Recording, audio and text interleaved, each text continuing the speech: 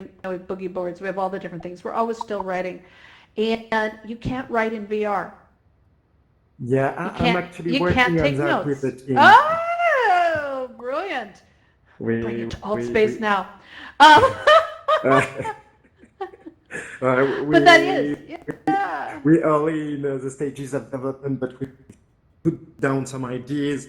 It's a French consortium which is called UM3D. You can go check it out. A way of coding application that will naturally make an application like Outspace, for example, cross-platform. So it could work on your Nice. smartphone or on Oculus Quest or a mixed reality headset from Microsoft.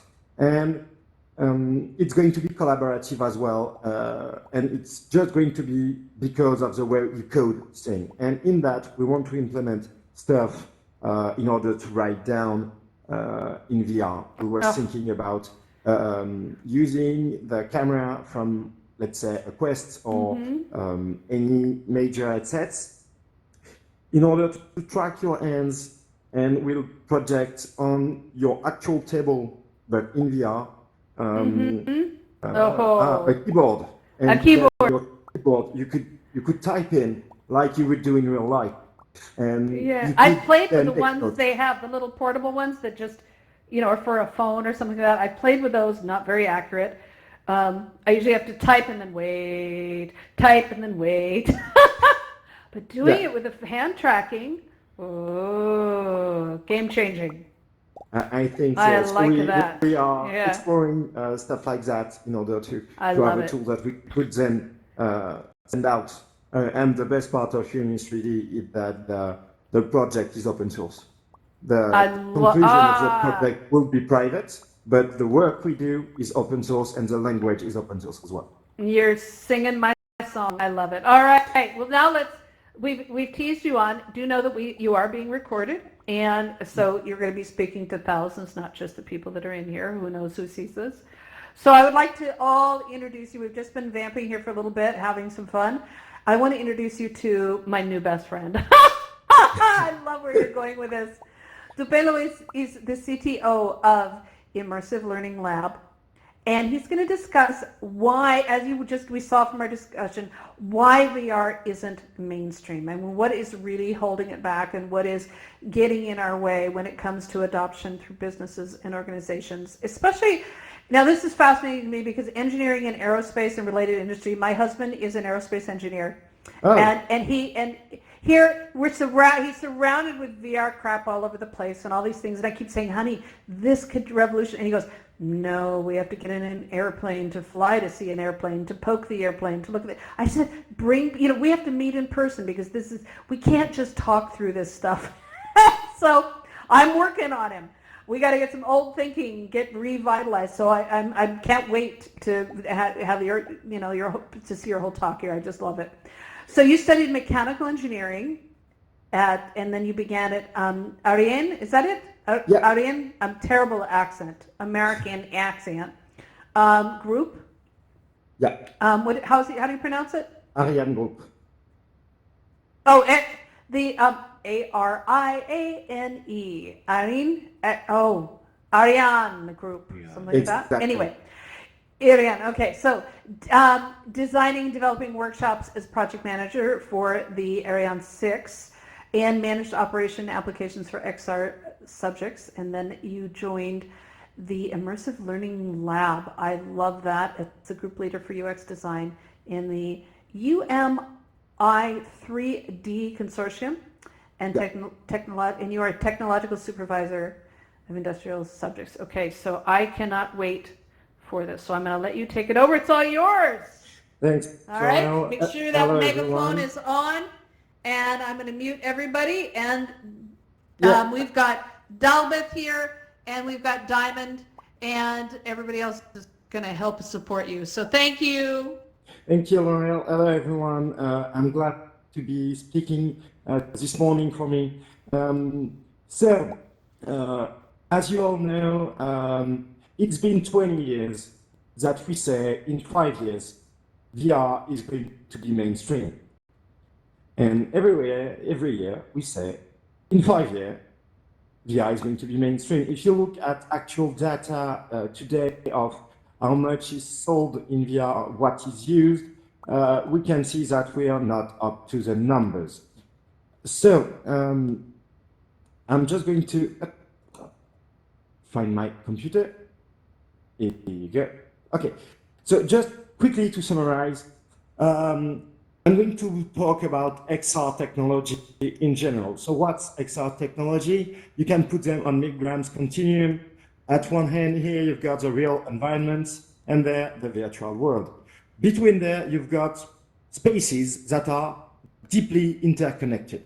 So you've got augmented reality, which is the best example is Pokemon Go. So you just put some digital data on the real world that you can access via a smartphone, a headset, or anything that's just basically a screen. There you've got mixed reality. Microsoft is hardly working on it, where you can actually interact with the holograms from augmented reality. Augmented virtuality is an interesting concept. Here you can see you've got a lady here, and she is actually in a virtual world. Augmented virtuality allows you to see in an environment where she is moving. And at the end of the spectrum, you've got virtual reality, which is actually like aerospace, where we are now. Quickly, XR technology is not an innovation, it's an old technology. First experiment dated back to 1968 with Professor Sutherland. He built a headset that allowed him to see in augmented reality a cube in the real world. And when you were moving, you could actually see the other side of the cube. It was groundbreaking.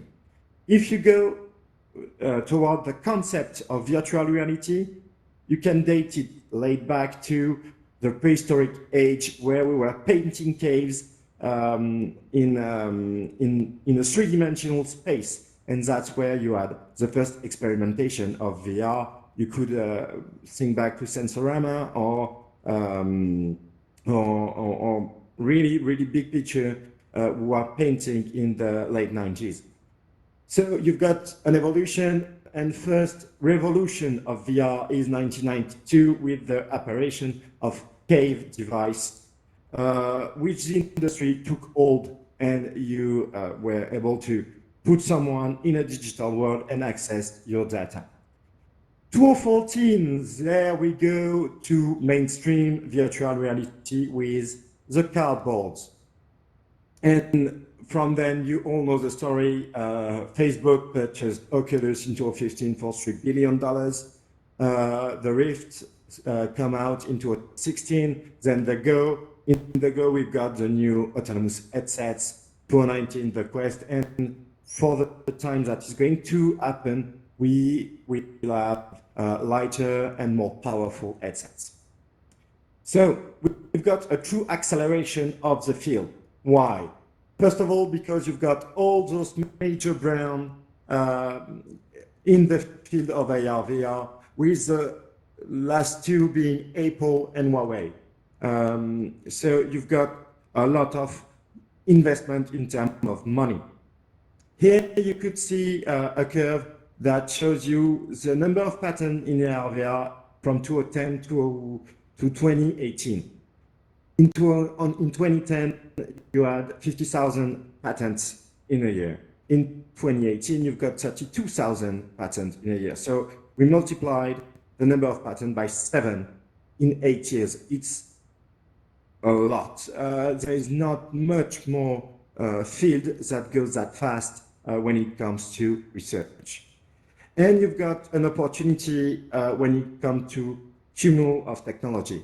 5G is coming out, and it's going to boost the way we connect to the other world. When it comes to application like this one, like aerospace, we need fast communication in order to be able to access this space from almost anywhere. You've got cloud computing, which is going to go very well with 5G because you will be able to remove most of the chip inside your HMD and have all your computing power on the cloud. So we'll have faster and better HMD. I'm not talking about AI, but it's somewhere around here as well. So we saw the acceleration. So what are the breaks? Why it isn't mainstream yet? So first of all, the cardboard legacy. As I just said, cardboard were a thing in 2014. This article, in your opinion, just tell me if send arts if it's after 2015 and send I don't know claps if it's before 2015. In your opinion, when was that article written with this picture? All right.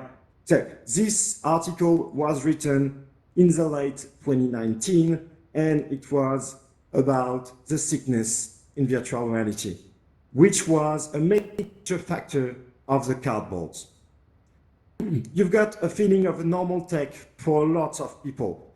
What I mean by normal tech, you all know if you've put once in your life an HMD, that it's not a tech that resemble any other one.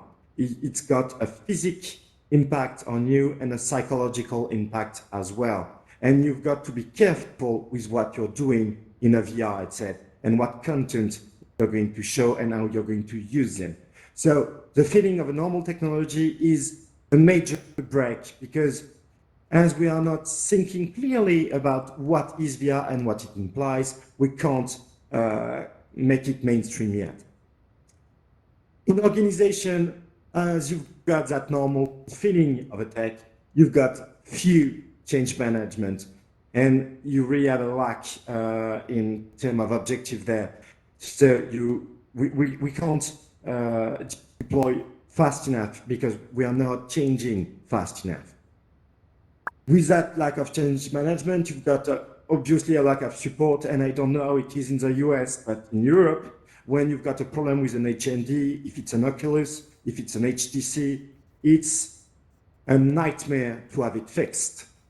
And this is a major problem because imagine tomorrow in your organization, you've got 10,000 HMD. You need to have a proper support that is going to take you through each and every one of the steps to help you fix your problem.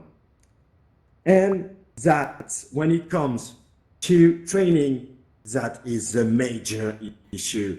We do not have specific trainer tools. I saw that Grove Learning is a partner of educators in VR. That's an interesting tool because with that kind of tool, you can finally see what your students are doing. And if you've got like 20 Oculus Go in your classroom, which is a fine headset, and today it costs $175, but you can't see what they're doing, how a teacher can do his job. It is actually not possible. So, but the light is bright because we've got Walmart, and we all know the big numbers from Walmart. From late 2019, they they deployed 17,000 HMD. They hit 40,500 stores, and they trained 800,000 collaborators out of 1,400,000 that they were aiming at first. And they deployed more than 45 training courses. Those are amazing numbers. No one else has done that ever in the entire world. But there is no magic behind it. There is actually a lot of hard work. Here, let me show you a quick timeline of that before project. you go on, I want to make sure how many people can see the slides up behind here on the screen. Give me some hearts if you can see it, some frowns if you cannot. That's what I was afraid of. I'm going to reset the space, and we're going to try this again. And Diamond, if you're ready to paste in the link again, that would be awesome. And let's, or I can grab it. Let's try this again. I am so sorry. Something has gone bonkers here. Hold on to your socks.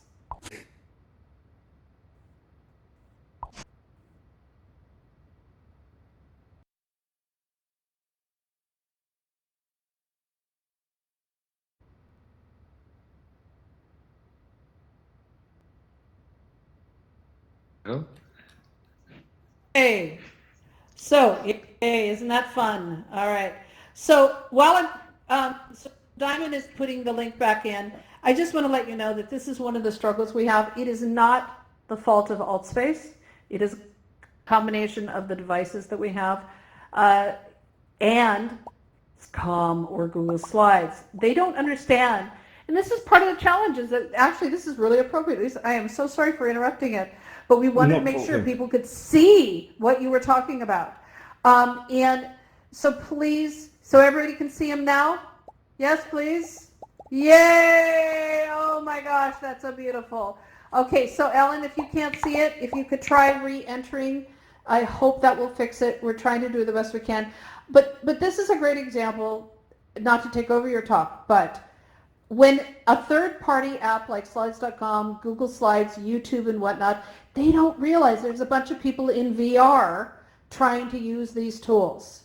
And so we're struggling really hard, but the rest of the world is not adapting to us. We need VR support. So, all right, I thought that was appropriate for that. All right, you're on your own. Good job. Thank you. Thanks. So, what I was saying is, let's take a quick look at the timeline of that project. So, remember they started rolling out late 2019. They started working on a partnership with Oculus in mid-2016.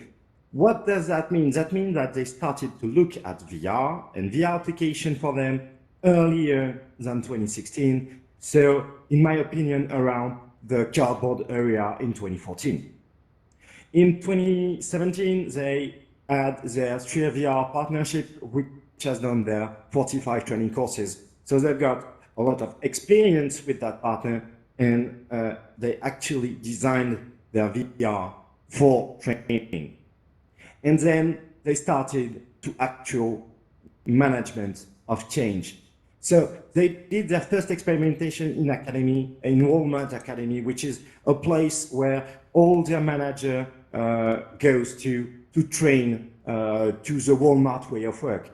And what they did there is they took 31 academy and they put one HMD, one Oculus Rift in those academy. And they had a training lesson, that one. Here you can see you've got a computer, one Rift, one people inside an HMD. There you have what she sees and the other trainees. And here you've got the trainer, because I personally think that we need trainers in VR, and we need them to accompany their trainees and to be able to manage their sequence.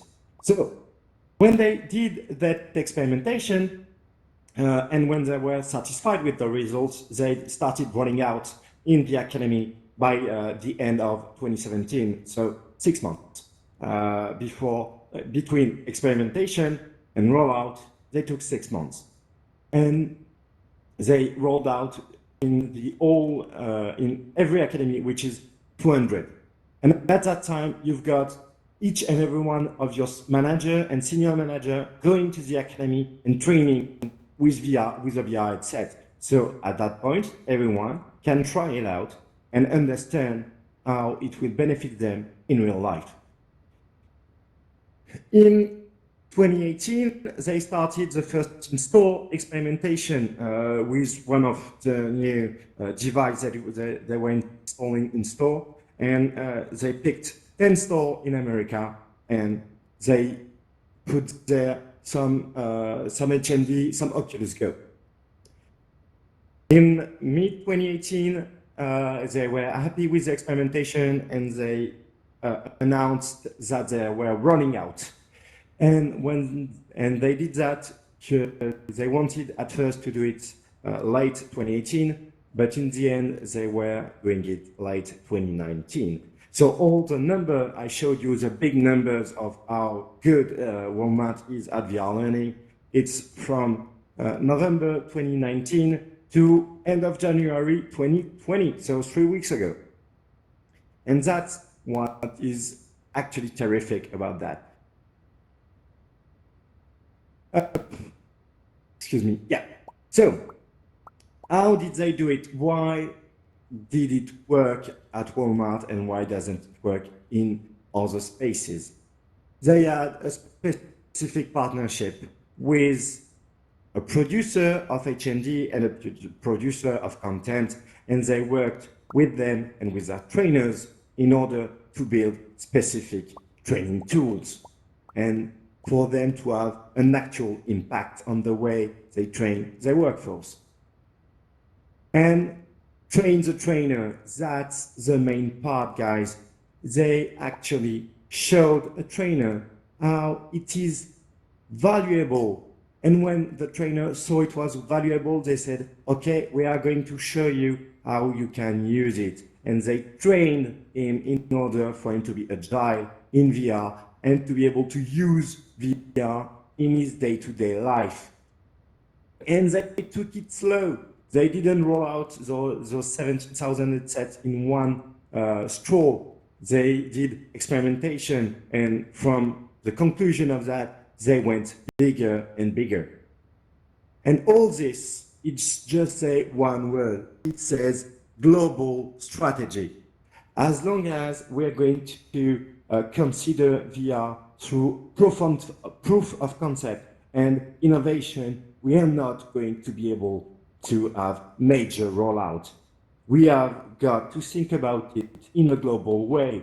How do we effectively put it down in our workshops so that it works? So for me, what we have to take from the Walmart example and all the other examples we could cite of beautiful proof of concept, but that never went mainstream in an organization. So for me, there is three big parts. First, overall quality. It's what we called at I12 the didactics of virtual environments. So how you make an application that is actually going to teach something to people. It's not a gadget, it's not just technological, it's not to make pretty, it is to learn. For that, you've got different things to think about. The design of your application, which is going to be ergonomics, and what do you put in it, and how do you use your application. That's a technical part, but it's one of the smallest parts of your application in general. One of the major ones is having an effective validation of skills that are being taught. So what does that mean? It means that today, when you look at training in VR, you've got a lot of experiments and experience to show you a skill, but it's not actually teaching you that skill. When we go to effective validation of skills, we're going to design a VR application like we design any other classes. You are going to set the objectives, monitor it, the acquisition of the skill that you wanted to teach. And at the end of that, you're going to have an evaluation that is going to effectively show your teacher that your trainee understood what you wanted to pass on to him. And there is two other parts for us in there, which is implementation. So how are you going to be able to install it and manage it? And deployment, how are you going to manage the way it's going to went all over your organization? On the other side, you've got the reality of use. Today, if you go to anyone that is going to produce some content, it's going to work every time, and it's going to be fine because it's in a controlled environment. The reality is that teachers that do their international is going to take a risk because it's teaching to helping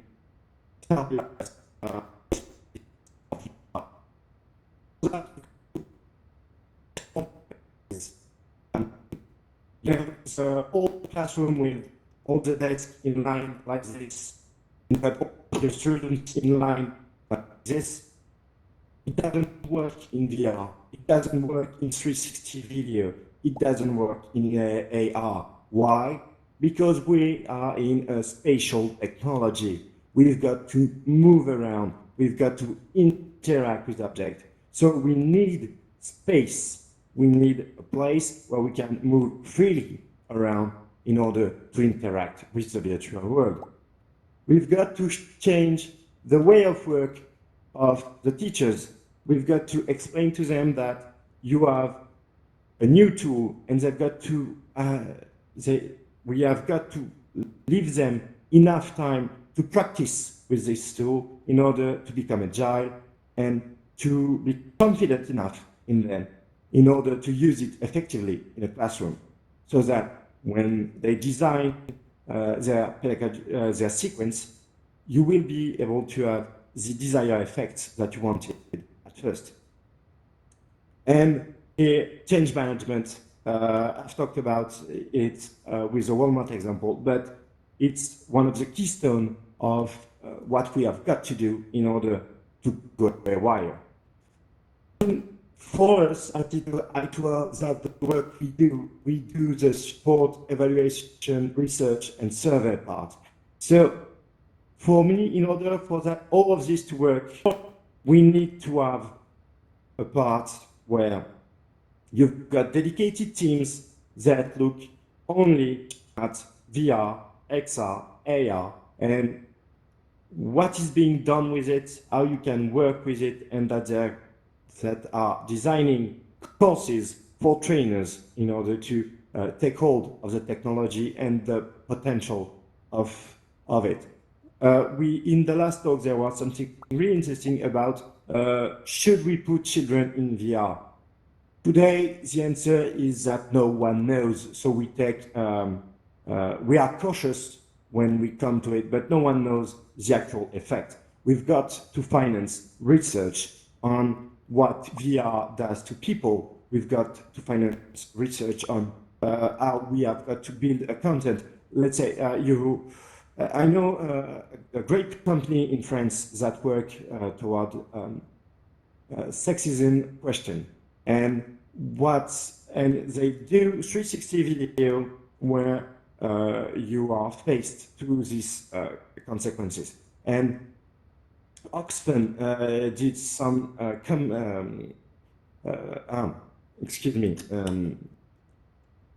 they did some operation where they wanted to raise some funds and they used VR. It is great in those kind of subjects, but in fact, what is going to happen when marketing is going to take hold of that subject and is going to use the same ropes as we did to raise awareness on particular subjects? If it's done in marketing, this is manipulation, it's not awareness. So we've got to finance research toward that in order to be able to control what is going to happen and to know in advance how it's going to impact us in real life. I think I'm done with my presentation. I will be happy to answer any question. Okay, and I will put on the question mode, and so you can use the panel to raise your hand, and you'll see the raise hand on the right-hand side. So if you have a question, go ahead and hit the raise hand button, and we'll answer your questions. That was awesome, Louis. Thank you so much. Thanks. It was wonderful to hear how Walmart's involved in that.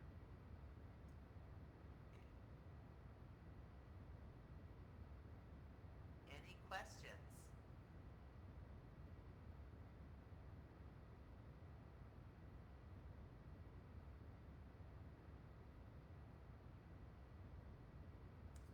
So if needed, I'm going to be in a social space right next to it. So you have the teleporter by the exit. If you want to exchange in person, I'll stay a couple minutes in the social space so we can talk about this subject if you want to. That's perfect. Thanks for listening to me. Thank you so much. Let's give him a lot of hugs and hearts and